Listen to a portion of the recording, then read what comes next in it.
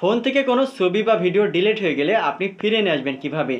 একটা উপায়ে কিন্তু আপনার ডিলিট হয়ে যাওয়া ছবি ভিডিও আবার আপনার গ্যালারিতে ফিরিয়ে নিয়ে আসতে পারবেন বা রিস্টোর করতে পারবেন। তো চলুন আমি সেই প্রসেসটা দেখে দিচ্ছি। তো আপনার ফোন থেকে যদি কোনো ছবি বা ভিডিও ডিলিট হয়ে যায় তাহলে সেটা ফিরিয়ে নিয়ে আসার জন্য বা রিস্টোর করার জন্য আপনাকে এখান থেকে ব্যাক করতে হবে।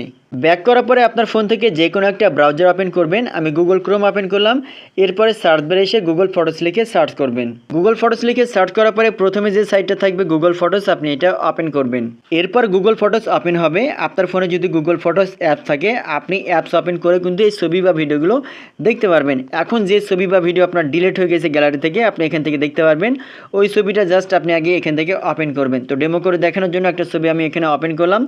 ওপেন করার পরে উপর দিকে ডান কর্নারে 3 ডট অপশানে ক্লিক করবেন। এরপরে ডাউনলোড লিখে থাকবে, ডাউনলোডে ক্লিক করবেন। এরপর এখান থেকে আবার ডাউনলোড অপশন থাকবে, ডাউনলোডে ক্লিক করলে কিন্তু আপনার গ্যালারিতে আবার সেভ হয়ে যাবে।